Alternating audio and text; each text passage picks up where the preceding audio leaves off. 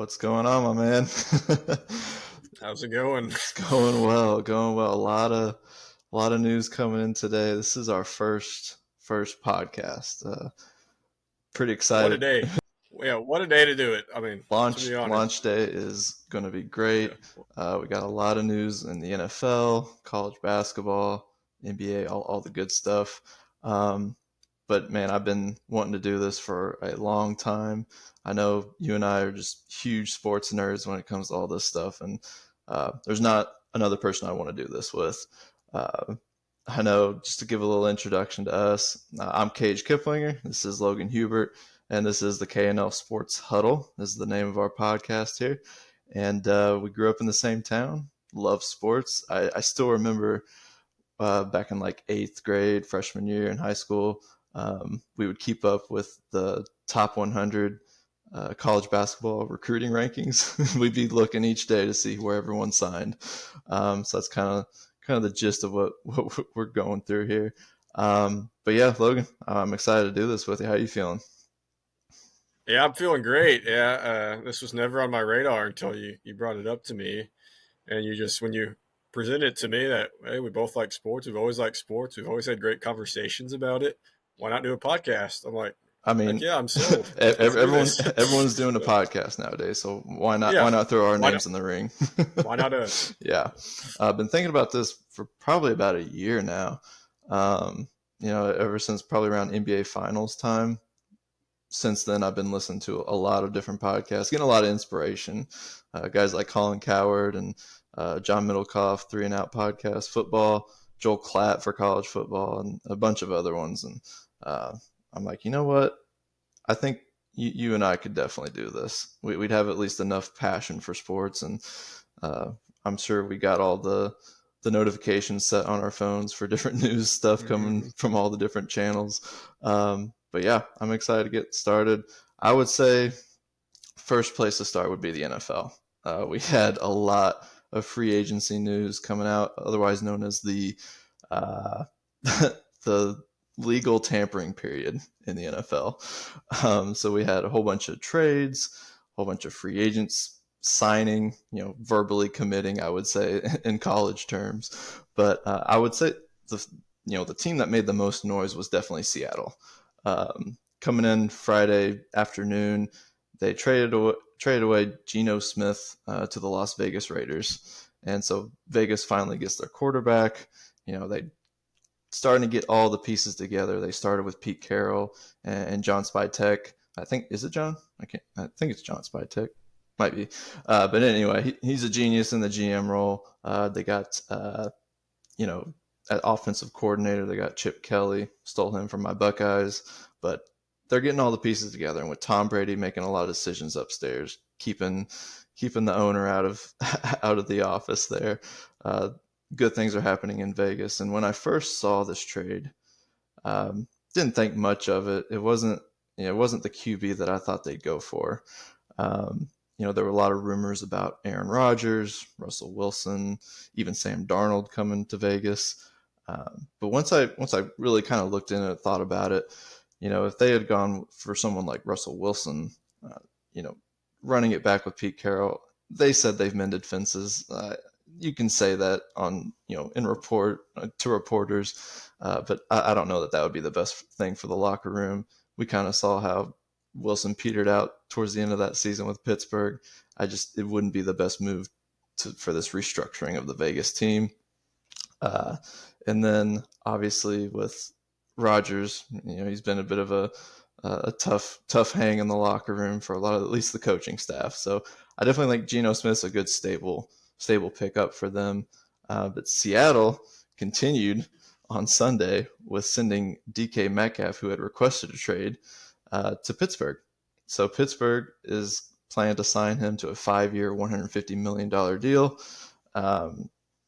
Finally, probably gives Pittsburgh a reliable and less moody wide receiver to pair with George Pickens. And then they finished it off. Let's see, they were able to sign Sam Darnold. Stole him right from under the Minnesota Vikings to a 2-year, $40 million deal, $30 million of it guaranteed. So I just wanted to kind of see what you feel about all these moves that Seattle's making, both shipping people off and bringing some in. So yeah, a lot to dive into here. When it comes to Seattle, I would give an A+ for the Geno thing. The reason so is because Geno, this would have been Geno's 4th year. So his first year, like, everyone loved him, and I was with him. Like, we were all rooting for him because he was such a basically labeled a bust with the Jets. And yeah, he revived his career. He led them to the postseason, where they lost to San Francisco, but Mm. still admirable because they weren't really projected to do much. But he's hit his ceiling. He's not gotten much worse, but it's with Geno, especially going to this year. Like, I don't really see any way that could have not been higher than 500 again. I think as long as Geno was their quarterback, they would have been stuck in mediocrity. And I'm glad they recognized it, because the worst position for any sports franchise to be in is stuck in mediocrity. You would rather, obviously, you want to be in the playoffs contending for championships, but if you're not there, I mean, you want to be down towards the bottom. You want to tank. You want to, I mean, you just for draft picks and all that. Yeah, mediocrity, you're not going anywhere. And there's really not a sense of direction. So I love what they did. And then with the DK, obviously it hurts losing a star receiver, but I mean, if he wanted out, it's good. You might as well just got him out of the locker room. And they have Jackson Smith and Jigba. I know they got rid of Lockett, but they still have Jackson Smith and Jigba for Sam Darnold to throw to, and I'm sure they're not done making moves yet. With the Darnold signing, I, I mean, he had to sign somewhere because of how well he played last year. Uh, I've never been a high Sam Darnold guy, even this past year where He he played kind of so did a well. Geno he kind of did a Geno Smith like reformation of his career with this uh, past season with the Vikings. It's just, yeah, he's, I don't know, but I mean, what else was the Seahawks going to do? I mean, they're moving a different direction. They're not drafting super high, so they'd have to trade up to get one of the star quarterbacks in the draft this year. So yeah, I'm fine with it. I hope Seattle fans are fine with it. Um, their divisions interesting, so I think they could still be a player in their division because San Francisco lost a whole bunch of guys today. Um, Los Angeles is old, getting older, so you can't really trust. They're good, but you can't really trust them completely. And Arizona's, you never know what you're going to get with them. Kyler Murray could one day look like a potential MVP candidate, and Bust then or the bust. next will look like a bust. Yeah. So yeah, I'm really glad Seattle did what they did to make their upcoming season more exciting. For the Raiders getting Geno, it's kind of like what the Seahawks did with Sam Darnold. I mean, like, someone's got to. What else are you going to do? Now they do have a higher draft pick. Uh, yeah, they would have a higher draft pick than Seattle, but I mean, it's not like Geno's bad, uh, and he'll be better than what they've had in the previous years with Minshew and O'Connell. So, problem with them is they're in such a absolutely loaded division. It might, with Geno's age, it might be hard to see him as the future, because it's going to take a couple of years to, if the Raiders are going to actually compete with Kansas City and the Chargers and looking like the Broncos too. So, but for this year, yeah, I like it. Good deal. And then last thing you mentioned was Pittsburgh with DK. Yeah, that well, who's going to throw it to him right now is the question. Are they going to end up with Russ, because Justin Fields signed with the Jets today? Yep. And yeah, I mean, on paper, if you knew nothing except the stats, on paper, the Steelers wide receiver room would look really good with DK and George Pickens. But yeah, those two personalities, and especially just the Steelers' entire recent history of characters at wide receiver. It really adding DK to the mix really goes according to plan with Pittsburgh lately. The receivers they've had haven't been a Hines Ward type of personality No, since. yeah, it's amazing what's transpired from there since their Hines Ward, Santonio Holmes Right, days. right, and yeah, Vegas is slated for the sixth pick in the Yeah. draft. Probably not going to be able to get a Cam Ward. Probably not going to get a Shadur Sanders. A lot of quarterbacks are taken now. I mean, we're probably left with what Kirk Cousins now available to any team, and we got the Giants. Who else? Still got Rodgers too. Yes, Rodgers isn't available. So, where do you think he's going to go? The Giants, if gun to head, that's where He's going to go cross town. He's going to go to the cross locker rooms. Cross locker rooms, yeah. Same yeah. field. Yeah, same horrible turf that he'll get to play on at MetLife. Yeah. But yeah, the only reason they wouldn't is because of their draft pick this year. If they just want to full on go on quarterback for their top pick. But and that would be interesting because I'm not really sure who would be left to sign Rodgers then. Unless the Titans and the Giants are, the Titans and Giants are really in the same boat when it comes to quarterbacks.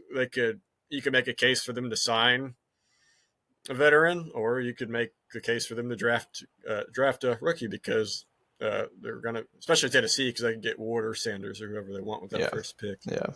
The only other team I can think of is at the moment is Indianapolis, but they're not really looking for a starter. They're looking for more someone who can allegedly push Anthony Richardson, and I don't think Rodgers would work there. I feel like that'd be more like a Daniel Jones or maybe a Russell Wilson. But yeah, we'll see with Rodgers. But if I had to pick now, assuming he said he still wants to play, right? Yeah. Yeah, and he'll only want to play as a starter. So the Giants or Tennessee are really the only ones who fit that bill. And we talked about it we did a practice pod a few days ago, and we talked a little bit about Rodgers. I mean, he started to play well towards the end of that year. I would say his last 10 games were very productive. I know they didn't get a lot of dubs in that time, but second year off the Achilles injury, I think will be better than the first. So, yeah, I mean, yes, but one more year of age too. And I know he's a professional athlete and he treats his body really well, but I mean, another trip to ayahuasca, I think he'll be just fine. Yeah, you're probably right. We also had a couple of big signings, teams holding on to their star players. One was very surprising with the Cleveland Browns holding on to Myles Garrett. He signs a record extension, becomes the highest paid non-QB in NFL history. Not where I thought he was going to end up. I know Garrett had mentioned he wanted to play for a competitor at this point, who's the Browns quarterback. What great roster at this point. It's kind of a shame that they don't have Deshaun Watson able to hit the field and be productive because of his weirdness off the field. But what do you think of Garrett, staying in Cleveland? We thought maybe he'd go to a competitor, try to get a ring, but it's looking like he's going to go from Cleveland to Canton. Yeah, money sells. I guess when they offered him that contract, he just couldn't turn it down. I mean, the Browns could have gotten absolute haul if they wanted to trade him. And yeah, I mean, to him, I guess it just had to have come down to money because, yeah, their defense is still decent, but I think they still have a lot more problems just outside of quarterback. Nick Chubb's not who he was, unfortunately, due to injuries, and the receiving core is not spectacular by any means. And their O-line, which had been really good, kind of regressed last year, but that could have also been tied to their quarterback play. Yeah. Jameis Winston, the ultimate wild card. Yeah. So, yeah, it's really hard to. I would say like good for the Browns organization, good for Browns fans. I mean, Myles Garrett, has the case to be you could call him the best non-quarterback in the NFL. Yeah. deserves to absolute have this game record. contract. Deserves to have this contract, absolutely. It's just when you're a team like Cleveland who needs a lot, was it really worth it's the question. And I guess we'll find out this year, but my guess will be no in the long term. Yeah. It's unfortunate. You'd like to see him lined up. There were plenty of teams that he could have gone to and been opposite another star edge rusher. But, I don't know where Cleveland found the money with the Deshaun Watson contract. I know they restructured it a little bit, but somehow they found some. But the other one that happened over the weekend was Josh Allen. This comes as no surprise. The Bills want to keep him for his whole career. He's going to be a Bill for life, but he signs a 6-year, $330 million contract with $250 million guaranteed, which sets another record as the most guaranteed contract, the most guaranteed money in a contract in NFL history. Part of me questions, obviously he's an MVP winner. He's led him to plenty of not Super Bowls, but plenty of playoff appearances. And I just wonder if maybe this, makes it more difficult for the Bills to maybe get some good playmakers around him. Because I feel like, yes, they played better throughout the regular season without Stephon Diggs. He was able to, Allen didn't feel pressure to throw to any one receiver throughout the season. He could kind of do his own thing. But once it came playoff time, I think he really needed a go-to guy. And I just feel like they didn't have that on the offensive side. Yeah, like you said, money well deserved. You just look at his receiving core and the fact that he carried that offense to the AFC Championship game within the last few minutes of winning that. Speaks to how good of a player he is and how much he deserved that contract. And the Bills should be ecstatic to have him locked up for several more years. But yes, with that contract, they do need to consider. Well, we're still behind Kansas City. Where we're at right now, we'll probably flip a coin between us and Baltimore and maybe Cincinnati of who's going to lose in the Kansas City Invitational every year. So how do we upgrade? And you got your quarterback locked up, but is that going to restrict you from signing any good weapons? Like throughout the regular season last year, he was able to make do without it, and that speaks to his greatness. But they're gonna need to do something in the offseason. Their defense also needs a little tidied up. They played well last year. Kind of faltered a little bit against Kansas City. I think they played above their. I guess they played their ceiling basically on defense. With what they had, they definitely made the most of it. Yeah. So the last thing with NFL free agency that we got here is I just wanted to touch on Philly losing a couple of their linemen, Sweat and Milton Williams, heading for big paydays. I believe Sweat went to Arizona. I believe that's where he went off to. And then Milton Williams, where'd he go to? New England. New England. Perfect. So starting to see that those lines kind of crack for Philly where they're best at in the trenches. I know we talked about a few days ago, could Philly pull off a repeat of this and come back and win a second straight Super Bowl? That's what the question always is with a Super Bowl winner.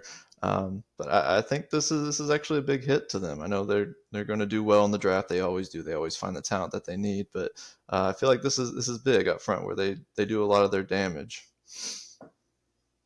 Yeah, that's the price of being the champs. You're going to lose some of your contributors for big paydays.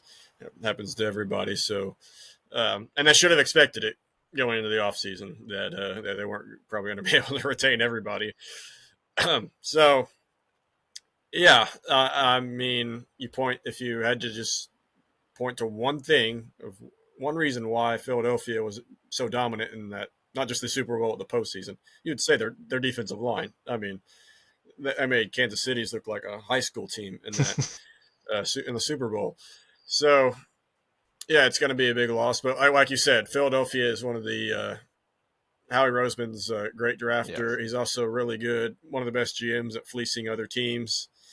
I'm sure somehow some GM will make another dumb deal with him where they lose. Their best player in Philadelphia gets another good one. But yeah, now if you go to the question of will they repeat, my short answer is no, and just when it's so hard and losing contributors like that does take a toll. But they should still be loaded next year. I mean, they re-signed Zach Bond. They lost Slay, but they they still have a good young secondary. Um, but so yeah, there'll still be a force to be reckoned with next year, though. Yeah, and I think the re-signing Zach Bond was huge. I think you could let Slay go. In Vic Fangio's defense, he uses the linebackers to kind of control everything on the defensive side. So Philly also sent off, in lesser news, they sent off Kenny Pickett to Cleveland for a 5th-round pick. So they're gonna slowly get those picks back and try to get some young guys on the defensive side. I'd imagine. That doesn't really solve Cleveland's quarterback problems. Well, they got a Super Bowl champion quarterback now. So. Yeah, he has a ring. That's something a lot of those Cleveland players can't say. Yeah. So that pretty much everything that went on over the weekend. I know Devontae Adams did sign a 2-year deal with the Rams, which I think's a decently big story. They will be moving off of Cooper Kupp. They've said that if they can't find a good deal, they're gonna end up releasing him. But I think the Devontae Adams pickup, he's still a productive player. Give him to Matt Stafford, he's going to do a lot with him, especially now they got Puka Nacua as well. Yeah, Adams' time with the Jets was not really anything special or anything to write home about, but there were still flashes where you saw him and Rodgers' connection. You're like, oh yeah, that Devontae Adams still has something left, and yeah, it's not like he's going to be asked to be the wide receiver one because they'll have Puka in that Rams offense as well. Yeah. So I think that's a great fit for both the Rams and Devontae Adams. Yeah, I think Stafford will really enjoy that. Yeah, and a good thing they kept Stafford. So who knows if they have to do Rodgers and Adams bring those two guys back together again. I don't know how well that would go. But that's enough of the NFL. Moving over to hoops, we'll start in the NBA. Not too much going on, but we did have a great performance by Nikola Jokic, as he always does. Records the first ever 30-20-20 game. Put up quite the stat sheet. The Nuggets still kind of in that middle tier, right there near the top of the West. How do you feel about their chances? I know Jokic always gives them, as long as you got him on the roster, he always gives them a good chance to win a championship. But I mentioned to you before that, over the years, since that championship season, the past couple of years, they've lost key pieces, key role players in their rotations. That's, I feel, really hurt them. Those 3-and-D guys, good defenders, can hit shots that Jokic finds on the other end.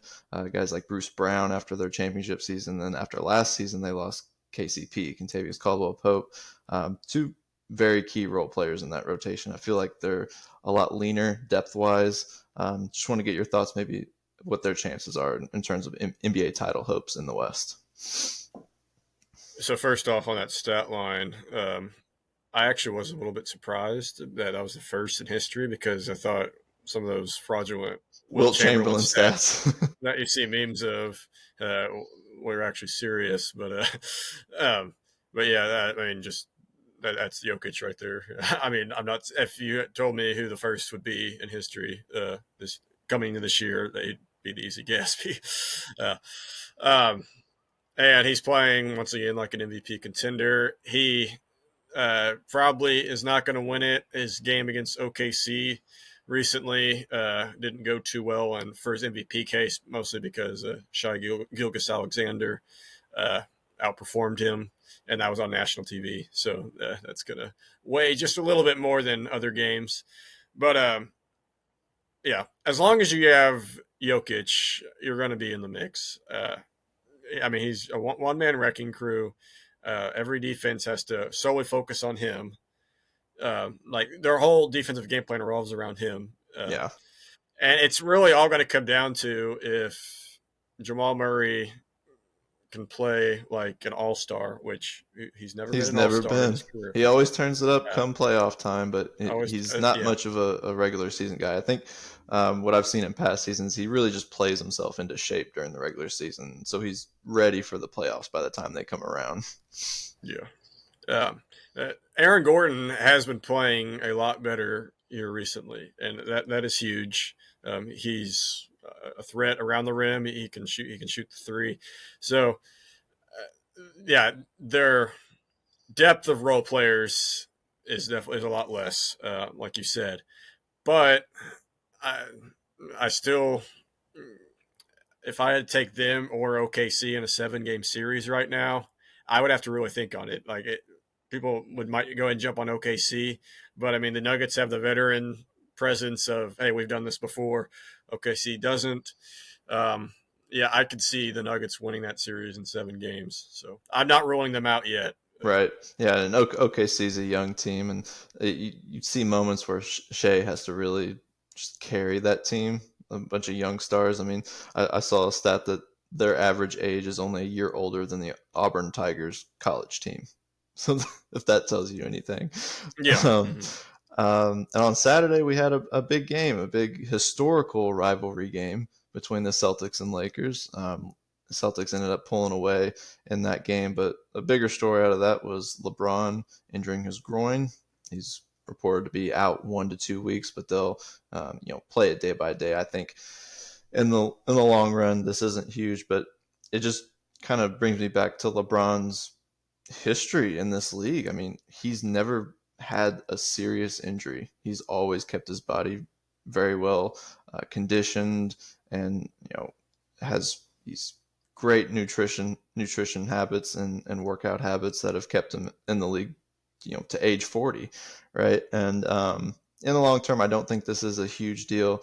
And on in terms of the game itself, the Lakers had Rui out, they had Jackson Hayes out, they had a lot of length out in that game, and so that I feel like that's what kept them from maybe making it a better game than it was.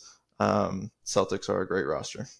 You're going to have to bring your A game when playing them, especially on these big nationally televised games. That's when they really show up. But yeah, seeing LeBron out for a couple of weeks, it was just surprising and just kind of reminded me of kind of his career up to this point. It's just been, he's never missed, big chunks of the season. Well, actually, there is an exception to that. That first year with the Lakers, where things weren't going too well, he was quote unquote hurt, and they shut him down for the rest of the year. But yeah, other than that, yeah, you're exactly right. He's been as durable as they come. Going into the season, not well, actually, I wouldn't say that because the Lakers wouldn't know they were going to get Luka. But if you had to No pick a one knew. time, yeah, if you had to pick a time where you would say LeBron would be out for 1 to 2 weeks, I mean, there's no better time in the season than right now. And I say that because they're on a roll right now. Um, so it's not like they're fighting for their playoff lives. Right. They have a star right now, so they can tread water until LeBron gets back for a couple weeks with Luka, and I mean gives Luka a chance to be an alpha again for a little bit, which might be beneficial to the Lakers' uh, chances overall. And I mean, what are we? It's March 10th. We're regular season lasts about one more month, so I mean, good for LeBron, good for 40-year-old LeBron to get a little extra rest before the postseason. Yeah, if it was a serious injury, we'd be having a different conversation.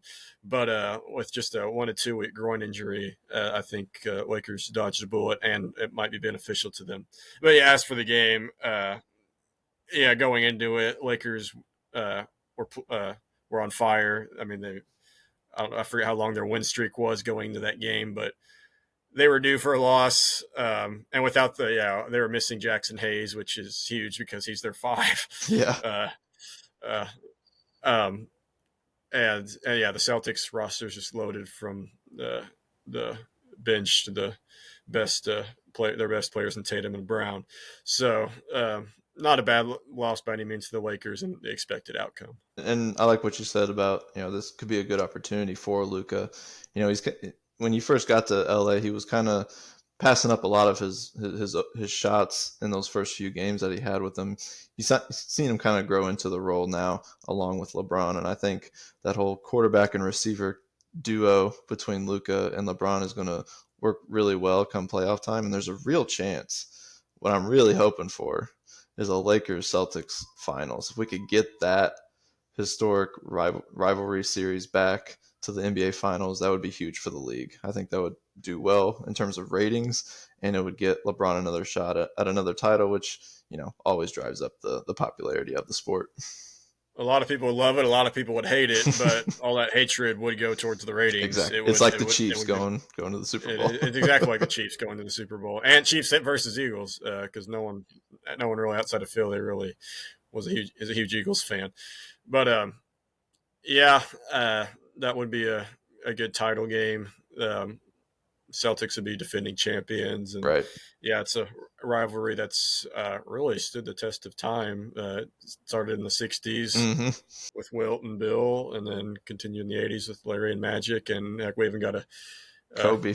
We reignited with Kobe versus the for Big a couple Three of years. Celtics for a couple of years. So yeah, I mean we're due for another Lakers Celtics go at it. One more thing on the Luka LeBron topic, the I don't know if this would have worked. Like, let's say this is the same Luka, and he was in the NBA 10 years ago. I don't think it would have worked with LeBron then, but I think LeBron's at this point in the career where he's not going to want to shoot. He doesn't really want to shoot as much anymore if he doesn't have to. So yeah, it works perfectly. Like some people say, it may not work because it's two alphas, but I would agree if it was 10 years ago, LeBron. But I think at this point in LeBron's career, this is like the best possible thing for him. And what you're seeing now is something you haven't seen before in LeBron's career. You're seeing him play off the ball, and he's actually really good off the ball. It's something you don't get to see with a lot of star players because they don't get this kind of duo a lot of times.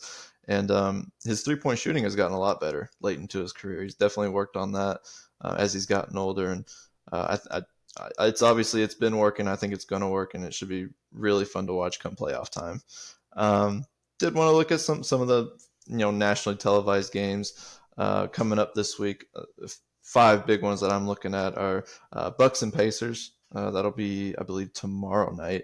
It might be tonight. I think it's tomorrow. But tomorrow, Giannis, and the Bucks, I'm still not sold on them. They can be up and down, and I'm just not too sure about them. They are a playoff team, definitely. But the Pacers are up and coming. We saw it last year. No matter what you think about their path to the Eastern Conference Finals, it's a legit team, and they got a lot of young talent on that squad. So that'll be a game that I'm watching for. Obviously, all these games, they're not crazy important until we get to the playoffs. That's when the level of play amps up and we start to see a totally different game. But catching some of these big games throughout the week are a lot of fun to watch when you get to see these stars shine. Thunder and Celtics later on in the week. Potential NBA Finals matchup right there. If Shea can carry a young group of guys to the finals, he's been playing really well this season. My pick for the MVP is SGA. Timberwolves and Nuggets. One of my favorite players in the league right now, Anthony Edwards. Taking this Timberwolves team, they took them so far last year. Surprised me going all the way to the Western Conference Finals. But going up against Jokic, coming off a couple of really good performances over the weekend. And then we have Lakers and Bucks. So we get some more Giannis. And then finally, on Saturday, a good matchup, Knicks at Warriors. Again, a theme going on with the Knicks right now. They got a good roster. They play hard. Thibodeau runs them into the ground, as always. And they have a real struggle playing against really good teams. And so I'm kind of worried about them come playoff time. Cat is a bit of a liability. Towns is a bucket every time down the court, but he is a bit of a liability on the defensive end. And with the Warriors the way they are now, the Warriors and Lakers are rejuvenated with their new additions. Jimmy Butler to the Warriors, Luka to the Lakers. You're seeing Curry out there doing things he's always done in past years, reinvigorated. Feels like he's having fun playing the game again. And now they have someone to go to in Butler when Curry comes off the court. So really want to see that matchup. Butler's been a big pickup for the Warriors, but on both ends of the court. Yeah. Going back to the Bucks Pacers, everything you said was true. The only thing, if we're looking at this game individually, both teams are off on a 2-game losing streak. Pacers is a little more concerning because Halliburton was out and they lost a back-to-back road trip against the Hawks. So I would lean Bucks in that game. And then assuming the Bucks take care of that, then I could see. I think that game's at Milwaukee, but I could see the Luka-led Lakers going into Milwaukee and actually taking that one. The Knicks Warriors, yeah, everything you said is true about the Knicks. Yeah, right now, you just can't really trust them in any big game. I know technically where the standings are, the Warriors aren't like the best of the best, but they're on the uptick. But they're on the uptick, and the way they're playing right now, I would frankly put them with the best of the best, just as of this moment. So you can't really trust the Knicks in this situation. It hasn't been a fantastic road trip, West Coast trip for the Knicks so far. So you might think they might come out with this one, but as of right now, you just can't really trust them. Yeah, and I love how the West is shaping up right now. Last year, Curry and the Warriors, only playing in the play-in portion of the playoffs, and it was tough seeing them go out so early. Same thing with LeBron and the Lakers. Those are the two that drive up the ratings, and you saw once those guys were gone, outside of the Knicks series that were so great against Philly, the ratings pretty much went to the tank after that, and not a very competitive NBA final. So I love where the Warriors and Lakers are coming up now. We get to see these stars that we've pretty much grown up watching. And we don't know how much longer. Exactly. And it was fun watching them in the Olympics with LeBron and Curry carrying that team, and now they're well on their way to playing more meaningful games, which we didn't know if it was possible that they'd be playing meaningful games into this portion in their careers. Last thing on the NBA, news just broke. Not huge news, but kind of right before we started this podcast, that the Phoenix Suns, who've been wanting to potentially move off Kevin Durant, they finally set their price of what they want. It's going to be 3 first-round picks and a young player. I don't know who'd be willing to give all that up, but my guess is Durant's probably going to be in Phoenix for a little bit. Yeah, I don't really know what to think of Durant at this point. He's still obviously a top 10, top 10 player right now in terms to scoring and just presence on your team. But we talked about this before. You can't win a championship with him as your star player. So it's going to be a loaded team is going to want him, a team that's ready to contend. But I mean, the way the Suns have been playing and the way his Nets career tenure ended, I'm not really sure you can win a title with him even as like your second or third best player. And it sounds crazy, but something about his late career, it's like, it's scary when he has the ball, but you're never scared that, Phoenix is just going to take over and win this game. He had one really good year in Brooklyn where if he wore a slightly smaller shoe size, they would have made it to the conference championship, and that could have definitely saved him from the scrutiny he's kind of getting now. But outside his Warrior days were fantastic, but you have to ask yourself, and he was their best player without a doubt during that tenure. But I mean, it's the only team you're going to have where Steph Curry is your second best. The Splash Brothers are your second and third best player. So I mean, you're not going to lose any series with that. It's crazy to think about how during that time there was the conversation of Durant possibly being better than LeBron. Like there was that debate going on at that time because he was getting the titles. it always been kind of a 1-2, race during his time at OKC. Always just coming up a little bit short, but I've always loved Durant's game. He's just a bucket every time down the floor. Really fun to watch. Love his shot, but you're right. Just you can't expect to be a true contender with him as your one, and even sometimes as your 2 or 3. So yeah, it's tough seeing him where he's at, where his legacy's kind of turned into late in his career, and kind of when he went to the Warriors, what that kind of stained his legacy a little bit, even winning those titles. Yeah, we could have a whole episode on me ranting about that. I bet. But we'll transition over to college basketball. This is a big week. This is conference tournament week. We got a lot of teams on the bubble. One of my favorite teams, Ohio State. Love that we won the college football playoff, but our basketball has been a little rocky this past decade, I would say.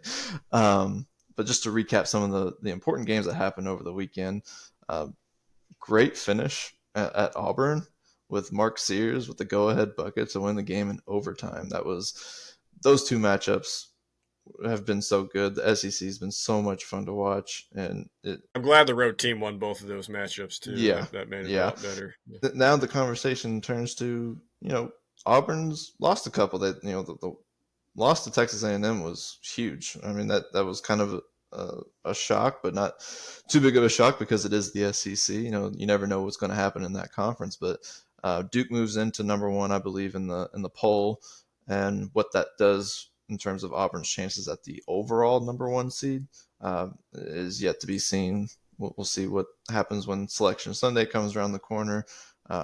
Duke took care of North Carolina in that big rivalry game.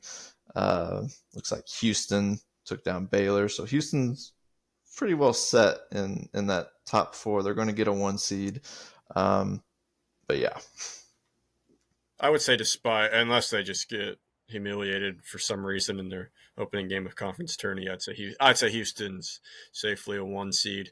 That Alabama-Auburn game, I don't really think there's much to take. I think Auburn's a lock as a 1. They're obviously a lock as a 1 seed, even if they lose opening round of SEC tourney.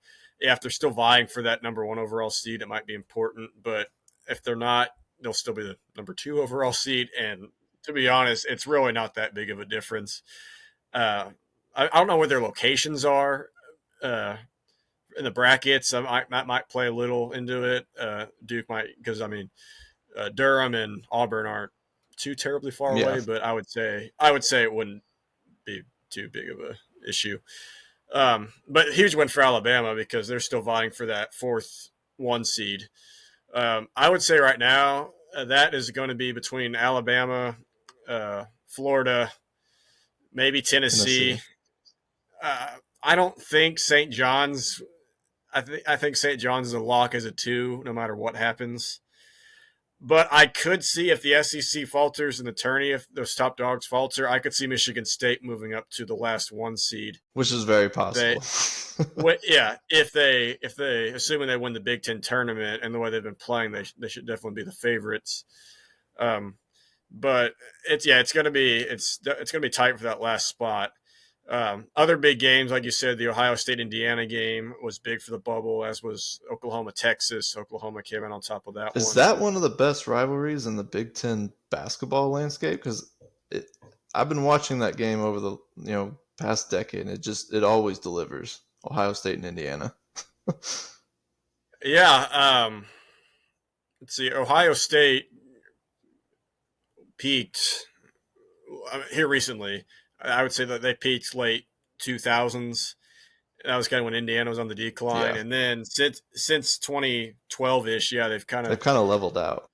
They've both leveled out and been about on the same level. Yeah, I mean, it's definitely Indiana's biggest rival is definitely Purdue. Right. But the Indiana-Ohio State, it's definitely one of the more it's difficult considered underrated. Yeah. Because, it always seems to be coming down to bubble watch between those two teams when that matchup happens. And looking at some of the bubble watch that we're looking at, the last 4 buys, according to Joe Lenardi's bracketology, we got Baylor, Utah State, Arkansas, and Indiana getting those last 4 buys into the tournament, not having to play a play-in game.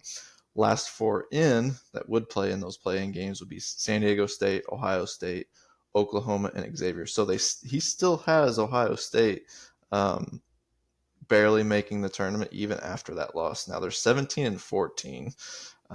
They haven't done well against the quad 1 and 2 victories. I think they're like 11-14 when it comes to quad 1 and 2.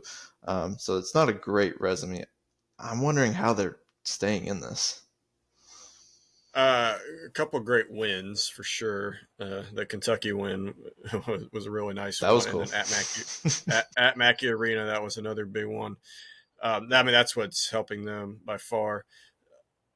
They play Iowa in their opening game of the Big Ten tourney. That's an absolute must win. And then they would face off against Illinois. I think that's a must win too. This is what kind of happened last year. I remember this last year with Ohio State. They needed to they won their first game in the Big Ten tournament. Then they had to get that second one, and they didn't get that one, and that's what ultimately booted them out. So I agree with you. That Illinois game would probably have to be a must win. They need to be big Marquette fans because Xavier plays Marquette in the first game and their first game in the Big East tournament. Marquette safely in, but Xavier is the last team in, according to Lenardi. So yeah, Buckeye fans need to be big Marquette fans. I think Indiana's very safely in. Even they play Oregon opening round. As long just don't get humiliated and you won't have to sweat at all. Even if they do get blown out, I think they'll still be fine. Arkansas, they play South Carolina opening game, which they just lost to. Which they just lost to. They should win. I mean, you never know with a Calipari team, though. They're so up and down. Yeah. If they lose that, yeah, they might go from last 4 buys to just completely out, right. And not deservedly so.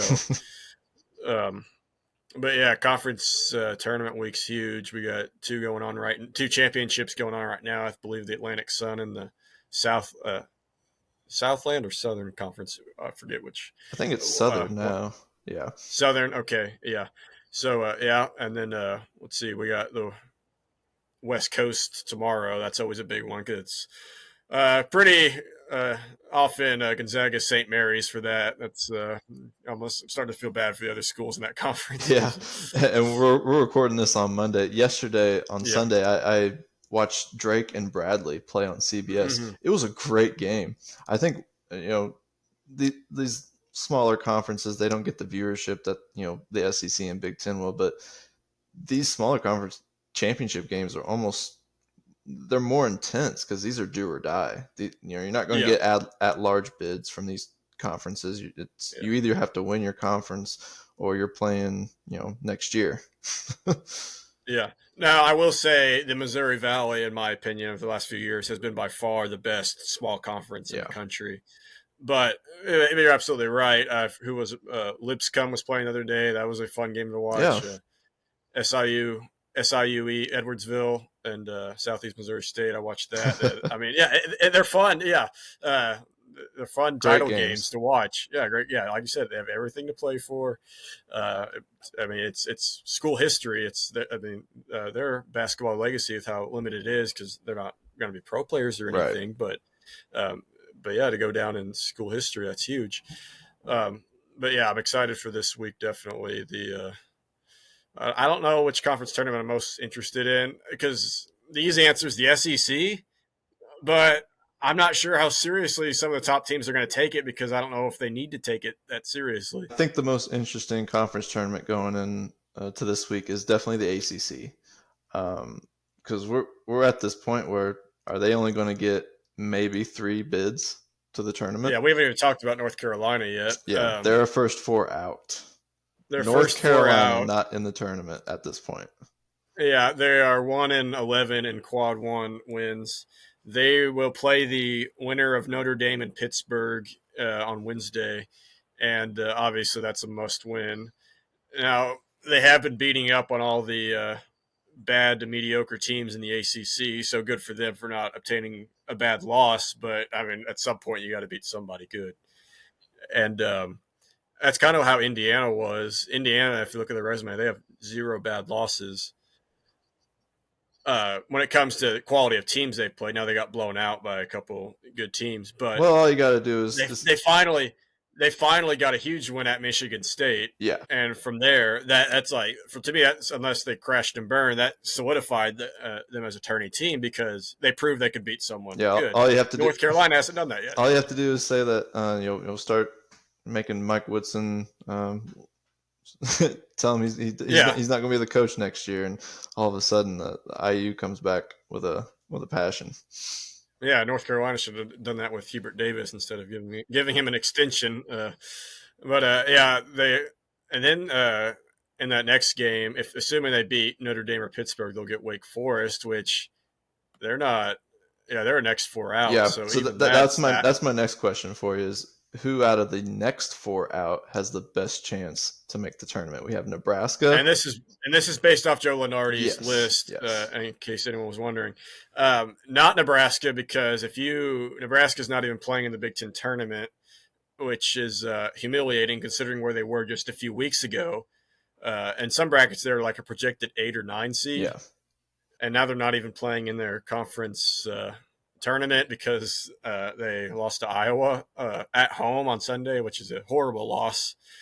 Uh, yeah, so they might play in that new tournament. of the I forget what Crown that's called, basketball the Crown, Crown. which I think might be kind of interesting to watch. I Yeah, kind of like they're doing something new, but yeah. As for those 4 teams, I mean, Wake Forest will have a chance because they'll have a chance at some quality wins, but all 4 of those teams will need lots of help from. They don't control their own destiny. I'll put it that way. yeah, yeah. So hopefully maybe North Carolina can muster up some courage and win some games in this ACC tournament because they're going to need it. Because it would be a shame to not have them in the NCAA tournament as a blue blood, um, especially when their cross state rival is probably going to be, if not the overall number one, a 1 seed lock. Mm-hmm.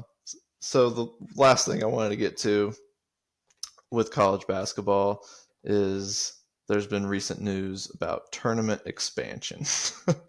Like that's the thing we need with the NCAA tournament is more teams like Indiana, whose coach is going to be let go at the end of the year, still having a chance to make the tournament. So some of the rumors is that they could go to 72 or 76 teams.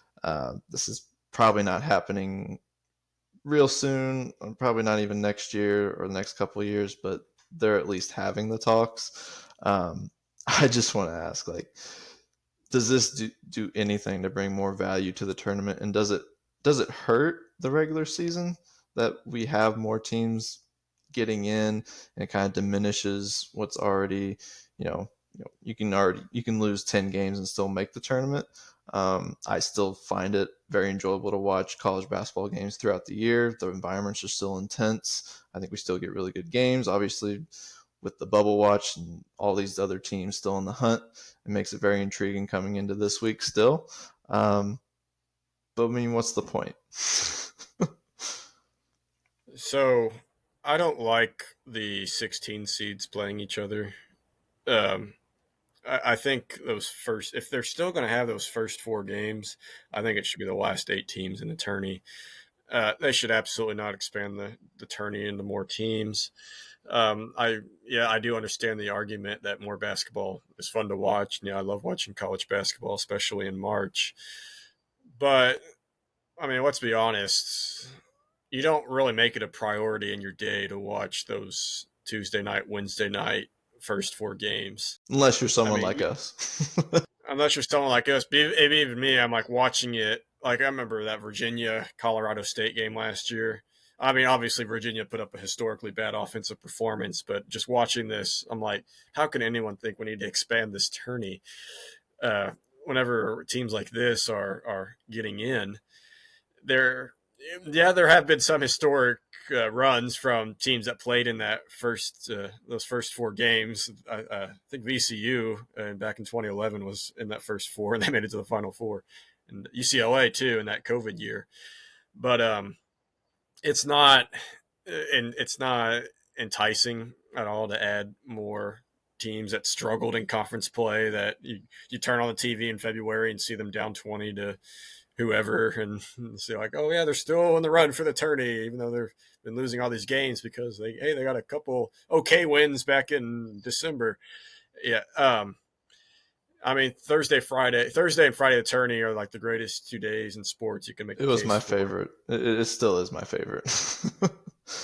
Yeah, and I don't think the tourney needs changed at all. I don't think if you're going to change it, and I'd be 50-50 on this. Yeah, I would make the 8 the first, either get rid of the first 4 or just make it 8, the 8 Yeah. the last 8 teams in. Yeah. Yeah. And this year will mark the 40th men's bracket since the field expanded to 64 teams in 1985. Seems to be doing pretty well this far. I don't. Yes. Yeah. I would say, in my opinion, we don't need it. We don't need more teams. Would it hurt it? No.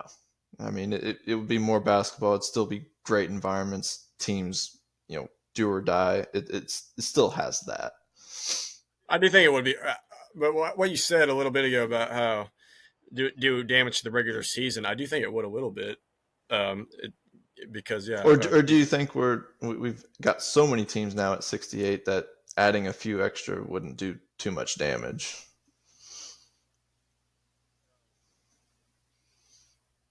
in terms of the tournament itself, no, it wouldn't do much damage. It'd look the bracket would look ugly when you're filling it out with all these extra games. I don't think the paper's big enough. I really don't.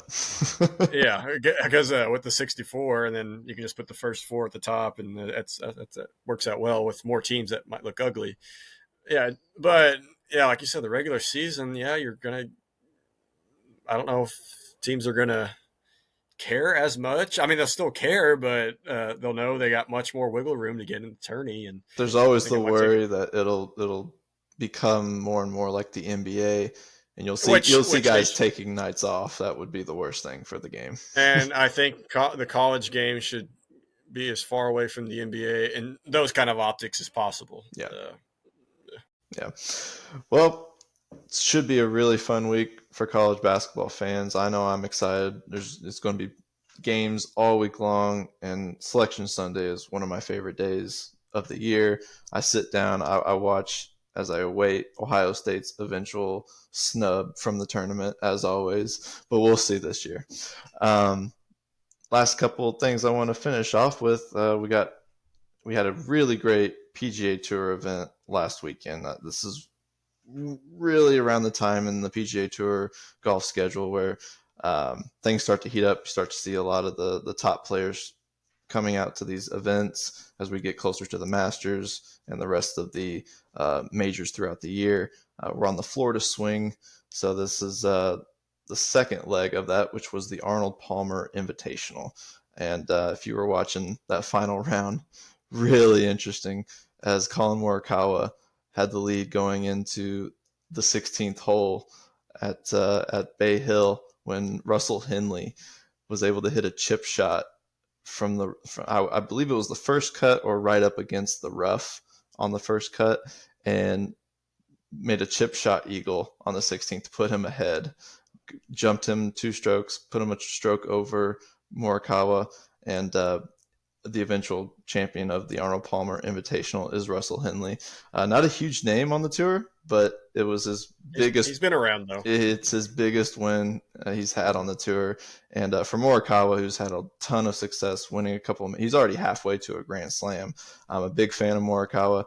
He's going to be kicking himself over some of the putts down the stretch. He's had several tournaments lately where he'll end up kicking himself. Yeah, I mean he's already cemented himself as one of the great golfers. Yeah, because he's already halfway there to Grand Slam. But yeah, lately he just loves those second place, top 5 Yeah, finishes, and without he's reaching keeping up the points goal. and the bag, so he's getting Yeah, paid.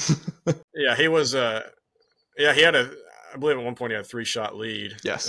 on the back nine, and he didn't even. It wasn't. He played fine. It's not like I wouldn't say he choked because No. he shot even. He didn't. I mean, it's golf. You're not gonna play your best every round, but I would say by no means he choked on Sunday. Yeah, but Henley just did an absolute clutch chip in. I remember even the commentators after his tee shot. The commentators thought, "Oh, he's in a horrible spot." They said that. Yeah, they said, "Oh, that was a bad What's swing." even funnier But is NBC almost missed the whole chip shot, yeah, yeah, which I think that's is an true. even bigger story. Is NBC's coverage of some of these events has Yeah, been lackluster. I've loved when CBS has had the events because they've done a much better job with showing us angles, especially putting angles. But NBC's been they've been kind of off their game. They do that playing through look where they continue to have the box showing the players on the yeah. course, but then they'll have ads running right beside it. I don't love that. But yeah, almost totally missed that chip shot eagle that pretty much won him the tournament. And that's a huge shot, and you can't be missing that, especially when No, you know that the two leaders are on the 16th and playing, and you have ads running. It was a bit of a shoddy telecast in terms of that shot, at least. yeah. One good thing about that was one good thing about this tournament was that the two leaders were the ones battling it out at the end, the final pairing. Because what was it last week? What was the tournament last It week? was the Cognizant Classic at the Palm Beaches. It's at PGA National. Yeah, was it that one? Where the who was I can't remember who won that. It was the guy with the big sun hat. What was his name? Was it Shane? Was it Shane Lowry? Did he end up winning that one? No, No, he no. didn't. I think I missed the final round of that one. Okay, but he was way back. Like he wasn't nowhere near the final pairing.